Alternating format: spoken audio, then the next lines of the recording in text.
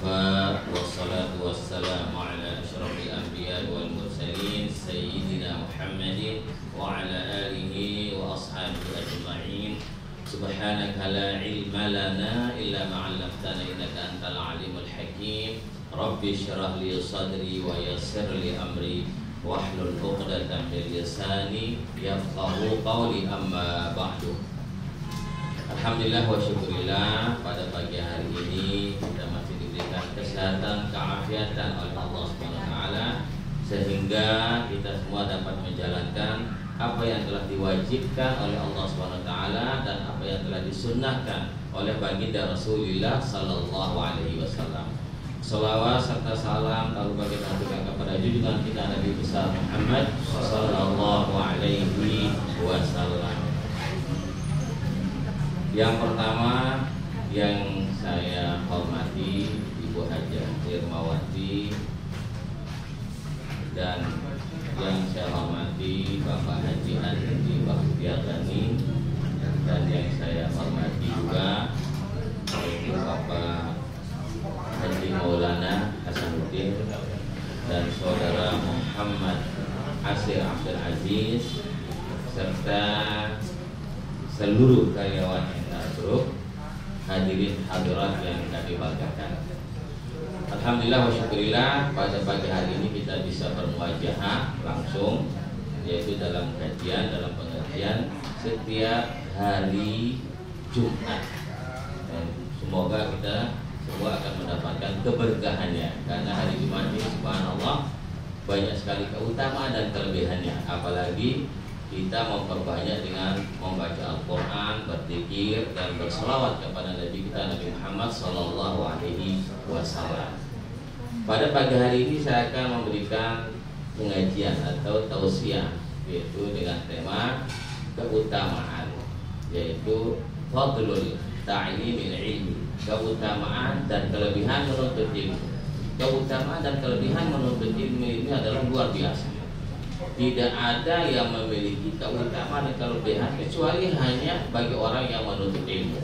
Karena itulah Rasulullah SAW bersabda, utlubul ilma minal mahdi ilal lahdi.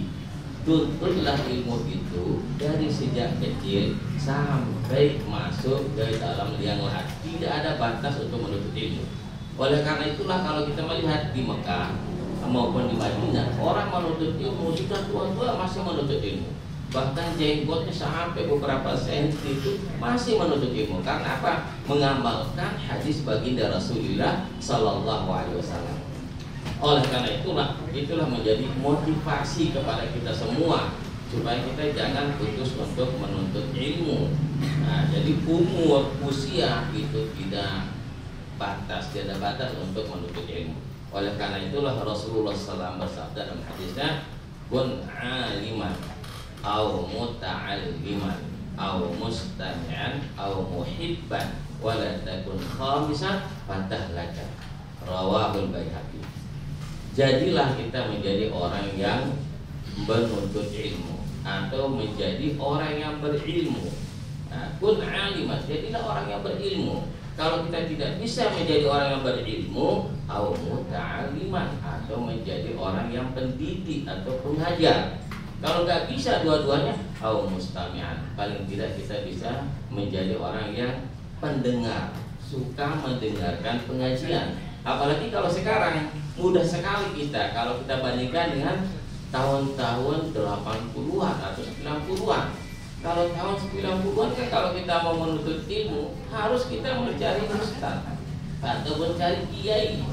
Kita mendatangi seorang ulama, seorang kiai atau ustaz untuk kita menuntut ilmu. Tapi kalau sekarang mudah sekali kita mau menuntut ilmu, tinggal kita buka di YouTube, kita mencari ustaz siapa yang kita suka untuk kita mau belajar. Tapi ingat, hati-hati juga untuk kita mau belajar lewat YouTube. Kadang-kadang itu penyampaian itu tidak berdasarkan daripada Al-Quran, tidak berdasarkan daripada hadis, dan tidak berdasarkan daripada pendapat ulama kita. Oleh karena itulah harus kita mencari untuk menuntut ilmu itu, kita tahu silsilahnya, dari mana dia menuntut ilmu. Dari siapa dia menuntut ilmu? Dia belajar dari mana? Dan harus kita mengetahui, oh ilmunya dari ini dan ini dan ini, dari ulama ini dari ulama ini. Berarti sudah jelas, untuk ilmunya itu sudah jelas. Ya, jadi kalau sudah jelas ilmunya itu, insya Allah kita tidak menjadi orang yang sesat dalam menuntut ilmu. Au muhibban, kalau kita tidak bisa menjadi orang yang berilmu, tidak bisa menjadi orang yang pendidik, menjadi pendidik atau guru atau ustaz, atau tidak bisa kita untuk selalu mendengarkan pengajian. Au muhibban, yang terakhir itu kita mencintai ilmu. Cara kita mencintai ilmu itu gimana? Banyak cara kita mencintai ilmu.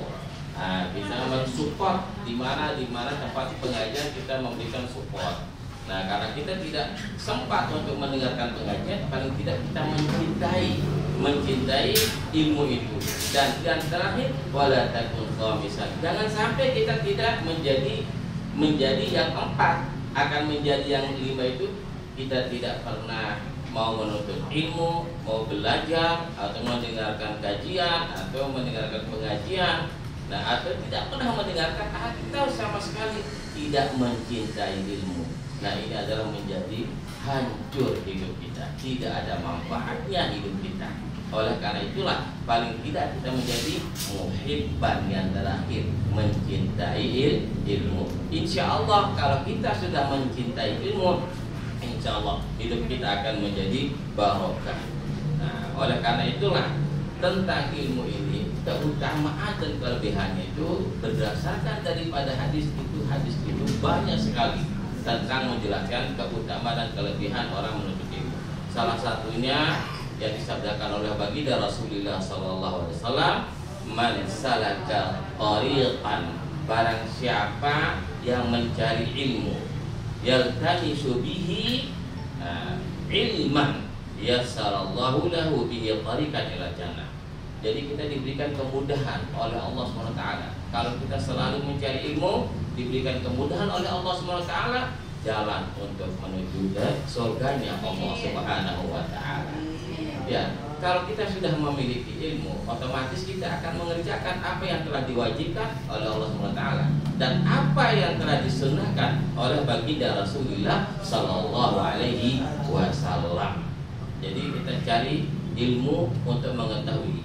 Salah satu contohnya untuk pelaksanaan ibadah sholat, kalau nggak tanpa ilmu, tidak mungkin ibadah sholat kita akan diterima oleh Allah SWT. Melaksanakan puasa juga harus dengan ilmu. Kenapa kita melaksanakan sholat? Ya karena ada perintah dari Allah SWT. Tentang perintah sholat itu ada beberapa ayat, beberapa surat yang disebutkan di dalam Al-Quran, dan beberapa hadis yang disebutkan oleh baginda Rasulullah Sallallahu Alaihi Wasallam.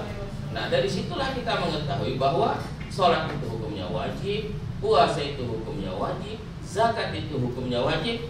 Nah, kalau kita sudah mengetahui, maka kita tidak berani untuk meninggalkannya. Bahkan dalam situasi dan kondisi apapun wajib kita kerjakan. Nah, oleh karena itulah sholat itu disebutkan dalam hadis Rasulullah SAW, as-sholatu wajibatun illa ma damatil aql. Sholat itu hukumnya wajib selama masih ada akal kita.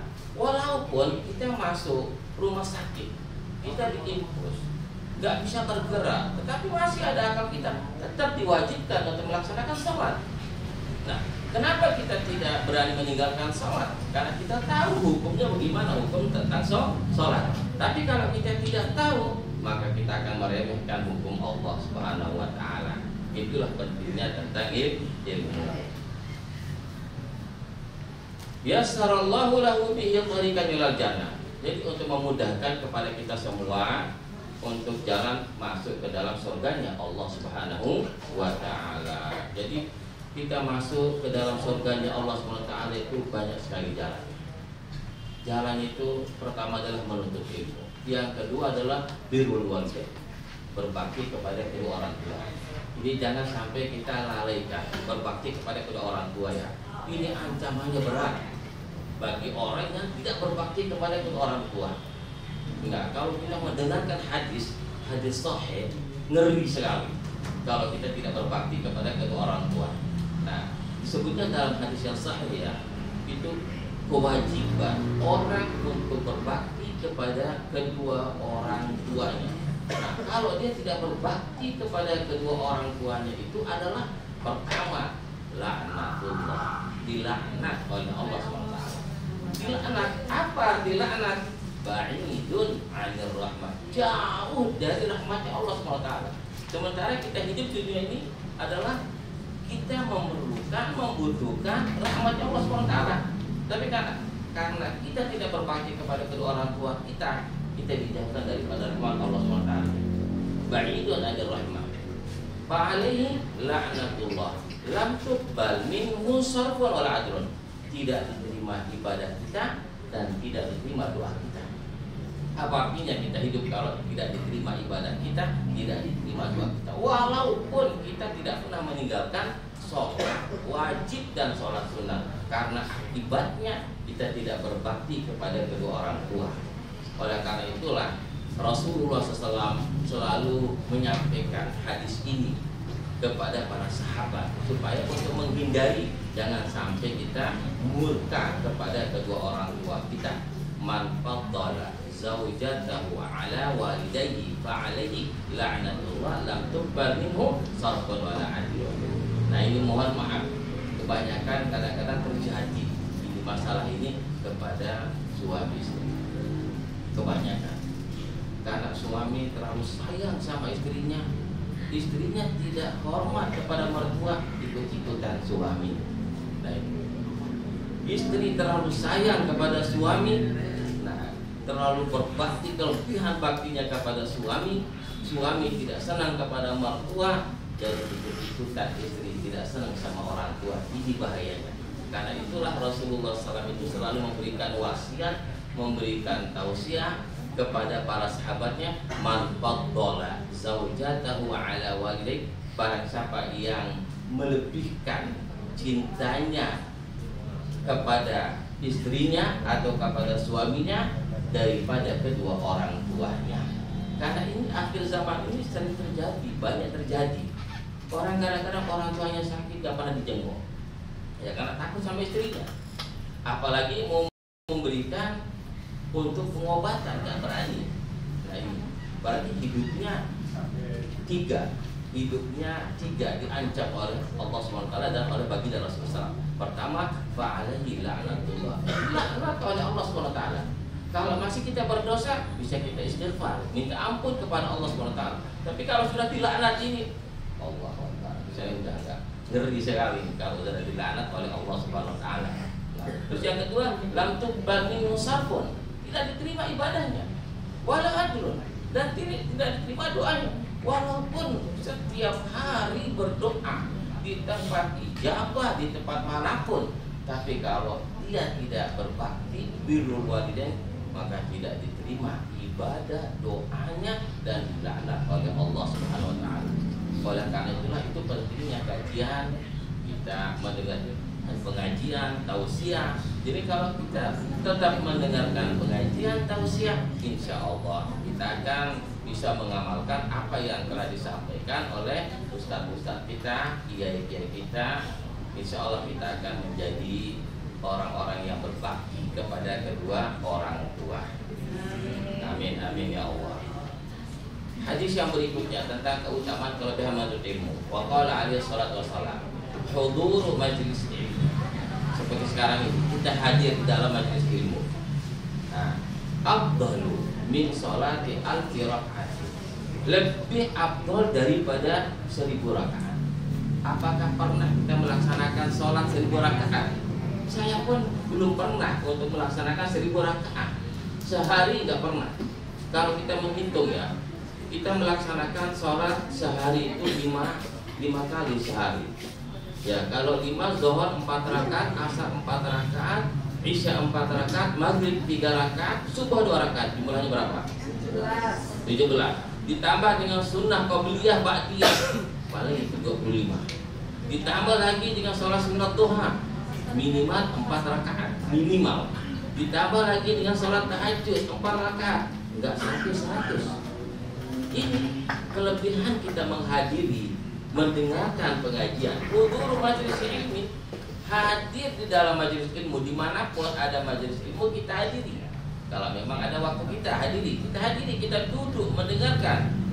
Afdalu min alfi rakaatin, lebih afdal daripada 1000 rakaat. Kalau kita mau mendapatkan pahala 1000 rakaat, hadiri majelis ilmu. Hanya kita hadir, walaupun hanya setengah jam. Nah, kalau kita mengerjakan 1000 rakaat, mungkin berapa jam kita mengerjakan sholat kalau 1000 rakaat. Ini kelebihan dan keutamaannya.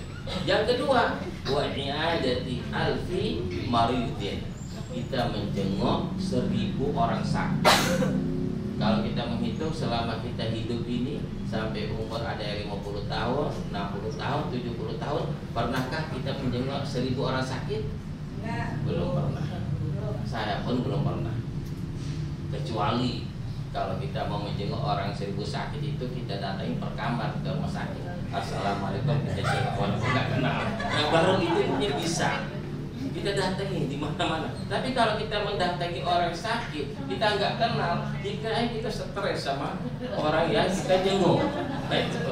Nah, kalau ini, nah ini kelebihan yang kedua, subhanallah, menjenguk 1000 orang sakit.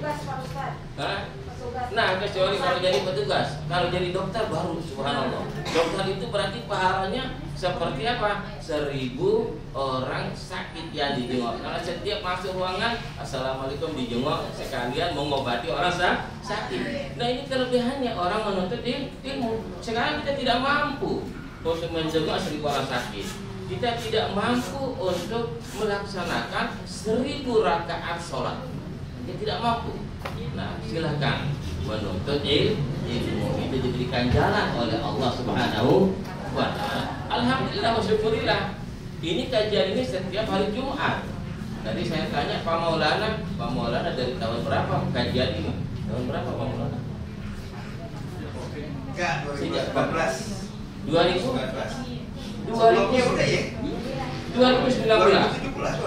Berarti 2019 berapa tahun jadinya? 5 tahun, kurang tahun. 5 tahun. Saya pengajian almarhum di pondok pesantren di Lombok mulai dari tahun 86 sampai sekarang masih jalan. Bayangkan, tahun 86 pengajian almarhum. Meninggal almarhum, alhamdulillah saya melanjutkan berdua sama Tuan Guru Fatul Aziz. Saya giliran.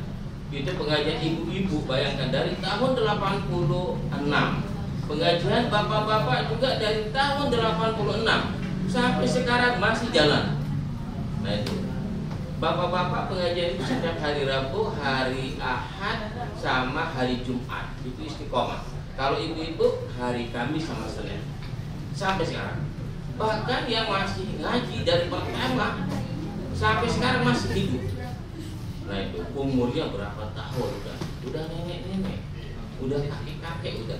Nah kenapa seperti itu? Karena dia tahu kelebihan, keutamaan orang menuntut ilmu.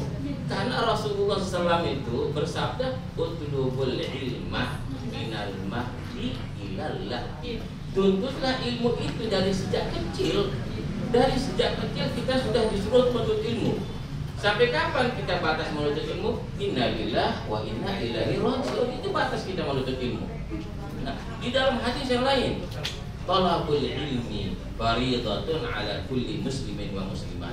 Menuntut ilmu itu adalah hukumnya fardu, hukumnya wajib. Sama halnya dengan sholat, hukumnya wajib. Puasa hukumnya wajib. Kalau zakat hukumnya wajib bagi orang yang mampu. Kalau kita tidak mampu, apa yang kita mau keluarkan? Enggak ada. Orang yang mampu wajib hukumnya. Tapi kalau menuntut ilmu itu bagi orang yang mampu maupun tidak mampu tetap hukumnya wajib. Berarti kalau orang tidak mau menuntut ilmu, hukumnya apa? Berdosa. Nah, karena itu hukumnya wajib menuntut ilmu. Kenapa diwajibkan oleh Rasulullah SAW? Karena kalau dia mau beribadah, kalau tidak tahu cara-caranya, bagaimana mau sah ibadahnya? Tidak mungkin akan sah ibadahnya. Mau sholat tidak tahu, mau wudhu tidak tahu, bagaimana cara wudhu yang benar? Dia tidak tahu. Ya harus dengan ilmu. Oleh karena itulah ulama menjelaskan di dalam kitabnya Wa man lam ya'mal bi ghairi ilmin ya'malu a'maluhu mardudatun lam tuqbal. Barang siapa yang beribadah, barang siapa yang beramal dengan tanpa ilmu, kata ulama di dalam kitab Matan Zuban, a'maluhu mardudatun lam tuqbal, maka amalnya, ibadahnya lam tuqbal, tidak diterima, ditolak. Nah itu tidak diterima. Berarti kalau dia beribadah tanpa ilmu, sholat tanpa ilmu, dari tahun berapa tidak diterima ibadahnya, karena dengan tanpa ilmu.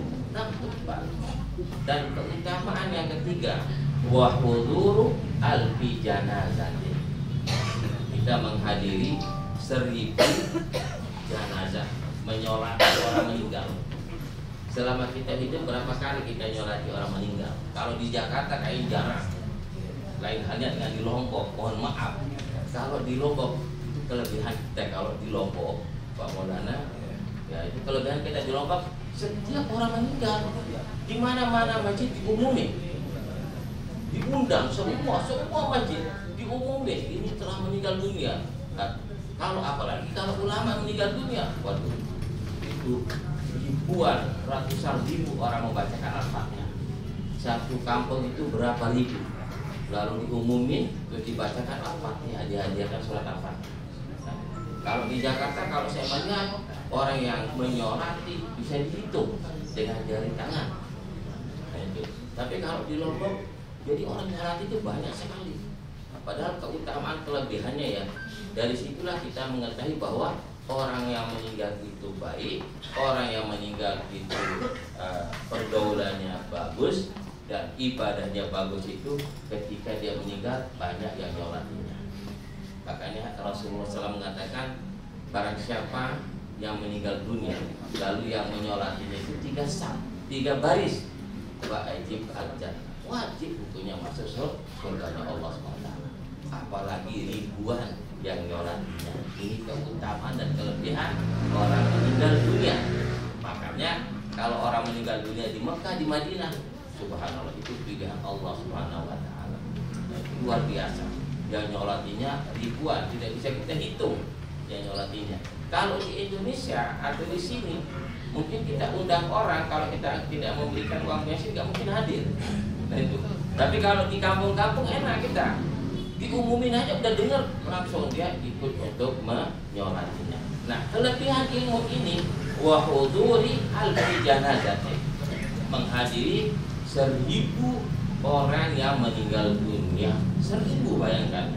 Kecuali kita mendapatkan 1000 ini kalau kita tinggal di Mekah atau di Madinah, karena di Madinah setiap waktu sholat ada orang meninggal, dan orang meninggal yang disolat itu minimal 5 orang, 6 orang, itu minimal itu. Makanya dia menggunakan kalimat jamak. Nah itu kalau mengumumkan orang meninggal dunia. Nah kalau di sini nggak mungkin kita akan menghadiri sholat jenazah sampai 1000 orang. Tapi kalau kita mau mendapatkan 1000 rakaat, mendapatkan 1000 untuk menjenguk orang sakit dan 1000 orang yang meninggal dunia kita sholati, menuntut ilmu. Nah ini diberikan kemudahan oleh Rasulullah SAW. Ini keutamaan dan kelebihan daripada menuntut ilmu. Karena kita tidak sempat ya menghadiri untuk sholat jenazah 1000 orang, menjenguk 1000 orang sakit, dan melaksanakan sholat 1000 rakaat, ya hadiri majelis ilmu. Ini berdasarkan daripada hadis Rasulullah Sallallahu Alaihi Wasallam. Dalam hadis yang berikutnya, kelebihan daripada menuntut ilmu, innallaha takaffala li talibil ilmi birizqihi. Jangan khawatir Bapak Ibu, kalau kita sering menuntut ilmu, jangan khawatir dengan rezeki kita. Ditanggung rezeki kita oleh Allah SWT, disebabkan karena menuntut ilmu. Coba kita lihat, orang yang menuntut ilmu itu tidak ada hidupnya sengsara, bahagia semua. Tidak ada. Kita melihat dari si A sampai si terakhir D atau apa, nggak ada. Semuanya akan bahagia. Bahagia karena apa? Karena dengan ilmunya. Nah itu, karena itu udah jaminan Rasulullah Sallallahu Alaihi Wasallam. Oleh karena itulah Bapak Ibu, kuncinya kita hidup ini adalah kita wajib mencintai apa? Ibadah. mencintai ilmu, mencintai salawat kepada baginda Rasulullah SAW, dan mencintai membaca Al-Quran. Karena apa? Rasulullah SAW bersabda, yamutul mar'u ala ma'asha alaihi. Ini luar biasa. Jadi kematian kita itu sesuai dengan apa yang kita cintai ketika kita masih hidup. Nah ini, kalau misalnya selama kita hidup kita tidak pernah mau beribadah, tidak pernah mau sholat, hidup kita selalu dibarengi dengan misalnya sehari-hari minuman keras, mabuk dan sebagainya, mati kita juga dalam keadaan mabuk nanti kalau kita tidak mau merubah hidup kita. Makanya banyak orang meninggal dunia dalam keadaan mabuk, banyak orang meninggal dunia dalam keadaan berbuat maksiat, karena itu yang dicintai ketika dia hidup di dunia. Oleh karena itulah, tanamkan hidup kita ini sebelum kita meninggal dunia, sebelum kita mati, untuk mencintai salah satunya. Iman kita mencintai Al-Quran, selalu kita membaca Al-Quran. Kalau kita mencintai selawat, selalu kita membaca selawat kepada Nabi. Ya, sekurang-kurangnya selawat kita baca adalah 10 kali sehari. Tapi kalau kita mau mendapatkan keutamaan, kelebihan membaca selawat, baca selawat sehari 100 kali. Allahumma salli ala sayyidina Muhammad wa ala ali sayyidina Muhammad. Apalagi pada hari Jumat, lebih utama, memiliki kelebihan membaca salawat itu dibandingkan dengan membaca Al-Quran. Lebih utama dan lebih kelebihannya membaca salawat daripada membaca Al-Quran kalau di bulan, kalau di hari Jumat. 100 kali, apa keutamanya 100 kali itu? 100 kali kita membaca salawat setiap pagi hari. Siang, kalau nggak bisa 100 kali pada waktu pagi, bisa ditambahkan nanti waktu siang, waktu sore, yang penting sehari 100 kali. Itu adalah 100 hajat kita akan dituntaskan, diberikan oleh Allah SWT. 100 hajat kita, 100 itu dibagi 2, diberikan di dunia dan diberikan di akhirat. Kalau kita amalkan 100 kali membaca selawat sehari. Nah, kalau kita melihat hajat kita nggak mungkin sampai 100. Paling hajat kita ada 5. Hajat kita ada 5. Pertama adalah kita meminta kepada Allah supaya tetap sehat walafiat. Yang kedua, diberikan rezeki yang banyak. Yang ketiga, minta surganya Allah Subhanahu wa taala. Yang keempat, supaya anak-anak kita menjadi anak yang soleh dan soleh dan menghafal Al-Quran. Ada 4. Nah, kalau yang muda-muda mungkin ada 5. Ya, adalah jodoh. Mohon jodoh kepada Allah Subhanahu wa taala. Nah, tapi nggak tahu kalau yang tua-tua ini bagaimana mohon. Nah, itu. Nah, itu. Nah, ada yang 5. Tapi ini kelebihan kita membaca salawat 100 kali sehari. Hajat kita akan dituntaskan oleh Allah Subhanahu wa taala 100 hajat kita di dunia dan di akhirat. Ini keutamaan, padahal enggak berat kita membaca salawat. Anak-anak kecil aja bisa membaca salawat. Sekurang-kurangnya kita membaca salawat Allahumma salli ala Muhammad atau Allahumma salli ala sayyidina Muhammad wa ala ali sayyidina Muhammad. 100 hajatnya ditambahkan lagi dengan kita akan diberikan syafaat oleh baginda Rasulullah sallallahu alaihi wasallam. Sebarang siapa yang membaca selawat kepadaku, wajibat syafaat, wajib mendapatkan syafaat baginda Rasulullah sallallahu alaihi wasallam. Kalau kita mencintai Rasul, tidak mungkin kita akan melupakan untuk baca selawat. Tandanya orang mencintai Rasul itu dia memperbanyak membaca selawat kepada Nabi Muhammad sallallahu alaihi wasallam.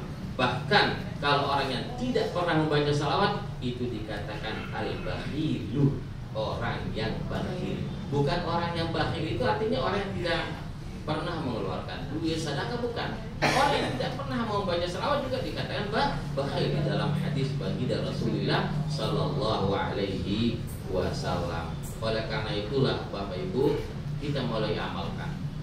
membaca selawatnya, apalagi sekarang pada hari Jumat. Keutamaan kelebihannya subhanallah luar biasa. Sekurang-kurangnya 100, maka kita tidak mampu baca 100 kali membaca selawat. Sebelum kita berangkat ke kantor, Allahumma shalli ala sayyidina Muhammad wa ala ali sayyidina Muhammad. Allahumma shalli ala sayyidina Muhammad wa ala ali sayyidina Muhammad. Kita terlepas daripada perbedaan pendapat yang mengatakan jangan membaca sayyidina Muhammad dengan wa ala ali sayyidina Muhammad.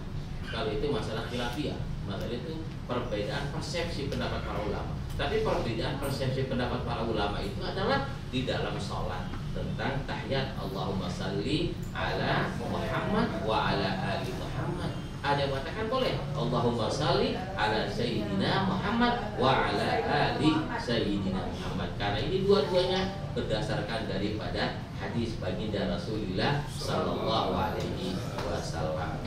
Bapak Ibu yang dirahmati Allah Subhanahu wa taala, inilah keutamaan dan kelebihan kita menuntut ilmu. Mudah-mudahan kita bisa mengamalkan sampai akhir hayat kita. Makanya kita selalu memohon berdoa kepada Allah Subhanahu wa taala supaya kita dimatikan dalam keadaan husnul khotimah. Doanya apa? Wahtim lana husnul khotimah. Wahtim lana husnul khotimah. Supaya kita dimati dalam husnul khotimah. Nah, kalau kita dimatiin meninggal dunia dalam husnul khotimah, harus kita mencintai ketika kita masih hidup apa yang kita sukai. Kalau kita senang membaca Al-Quran, teruskan membaca Al-Quran. Kalau kita senang membaca selawat, teruskan membaca selawat. Kalau kita mencintai itu, insya Allah kita meninggal dalam keadaan membaca Al-Quran, membaca salawat, meninggal dalam keadaan sholat 5 waktu atau sholat sunnah sesuai dengan hadis Rasulullah SAW, yamutul mar'u ala ma'asya alaih. Matinya seseorang itu tergantung apa yang dia cintai ketika dia masih hidup. Nah, itu. Kalau kita mencintai Al-Quran, insya Allah ketika kita baca Al-Quran kita meninggal dunia. Kalau kita mencintai ilmu, ketika kita dalam keadaan menuntut ilmu, kita meninggal dunia. Ketika kita mencintai membaca salawat, Allahumma salli ala sayyidina Muhammad wa ala ali sayyidina Muhammad, kita meninggal dunia. Nah, kecuali kalau kita mencintai yang tidak baik, nah disitulah kita meninggal dunia. Na'udzubillahi min dzalik. Berarti kita tidak akan mendapatkan husnul khotimah. Sementara kita semua menginginkan apa? Husnul khotimah. Oleh karena itu jangan lupa setiap habis sholat 5 waktu selalu kita baca wahtim lana husnul khotimah. Matikan kami dalam keadaan husnul khotimah. Bapak Ibu yang dirahmati Allah Subhanahu wa taala. Nah, kelebihan lagi menuntut ilmu. Ketika kita melaksanakan sholat 5 waktu, biasa kajian-kajian itu ba'da sholat subuh, biasanya di masjid-masjid. Jangan ditinggal. Ketika ada pengajian setelah sholat subuh kita berjamaah, jangan ditinggal. Kita diam untuk mendengarkan pengajian, walaupun beberapa menit, karena kita sibuk untuk masuk kantor atau telat. Yang penting kita ikuti pengajian itu, walaupun 10 menit. Kalau memang bisa lebih dari 10 menit kita ikuti sampai selesai. Tapi kalau nggak bisa, yang penting kita bisa mendengarkan pengajian itu setelah melaksanakan sholat 5 waktu kalau ada memang pengajian. Karena ini kelebihannya ada beberapa kelebihan, keutamanya ada 6 keutamaan dan kelebihannya disebutkan dalam hadis baginda Rasulullah SAW. Apa kata dalam hadis Rasulullah SAW? Man sholat sholata ma'al jamaah. Barang siapa yang melaksanakan sholat berjamaah di masjid maupun di musala, wajalasa fi halaqatil ilmu, dan kita duduk di majelis ilmu, ada pengajian kita duduk mendengarkannya, wasami'a, dan mendengarkan pengajian, ustadznya menyampaikan ayat Al-Quran, menyampaikan hadis, menyampaikan pendapat para ulama, wasami'a kalam Allah, mendengarkan firman Allah SWT, wa amila bi, setelah kita mendengarkan pengajian itu lalu kita amalkan, wa amila bihi a'ta'allahu sittata asya. Allah SWT akan memberikan kepada kita ada 6 macam.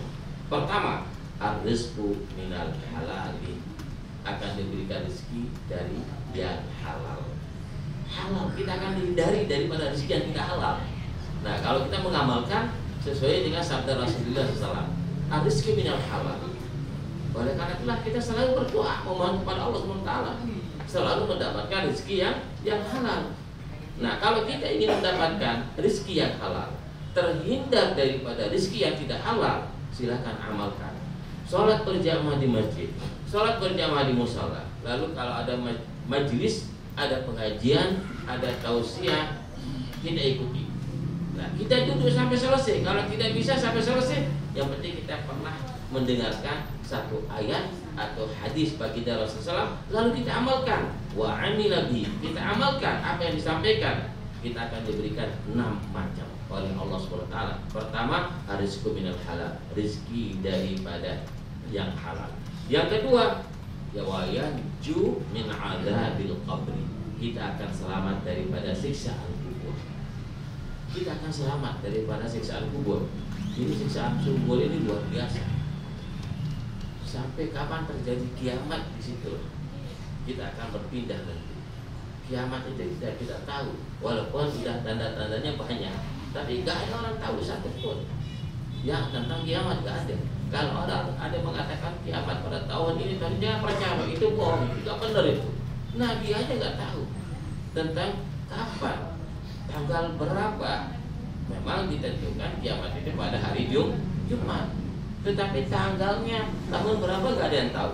Nah, wa yanju min adzabil qabri, kita akan selamat daripada siksaan kubur. Yang ketiga adalah wa yamurru ala sirati, kita berjalan nanti di siratal mustaqim. Nah, itu kita akan berjalan di siratal mustaqim itu sesuai dengan amal ibadah kita. Seperti apa kita berjalan di dalam siratal mustaqim itu? Kalbar fil khatibi, seperti petir yang menyambar, kecepatannya kita berjalan di dalam siratal mustaqim. Nah, ini kelebihannya. Yang kelima adalah wa yuhsyaru ma'an nabiyyin, kita akan berkumpul bersama para nabi. Allahu Akbar. Kita akan berkumpul bersama para nabi kalau kita mengamalkan ini. Yang terakhir adalah wa banallahu lahu baitan fil jannah min yaqudatil hamra. Nah, ini. Jadi kita akan dibuatkan rumah di dalam surganya Allah Subhanahu wa taala. Nah, itu daripada permata-permata yang merah. Bangunan rumahnya itu dari permata-permata yang merah. Kalau di dunia kita bangun rumah daripada apa? Bata-bata yang merah. Nah, ini. Tapi kalau di surganya Allah SWT daripada permata-permata yang merah. Ini kelebihan dan keutamaan daripada menuntut ilmu. Allahu Akbar. Nah, ini. Mudah-mudahanlah Bapak Ibu kita bisa mengamalkan apa yang telah disabdakan oleh baginda Rasulullah Sallallahu Alaihi Wasallam. Dan mudah-mudahan kita akan diberikan manfaat, kelebihan, nah itu kelebihan daripada menuntut ilmu. Bapak Ibu yang dirahmati Allah SWT, mungkin hanya sekedar ini ya yang bisa saya sampaikan karena sudah waktunya juga. Nah itu memang kalau pengajian itu saya langsung bisa 2 jam bisa. Karena tidak terasa gitu. Nah ini, tapi karena ini waktu sudah habis.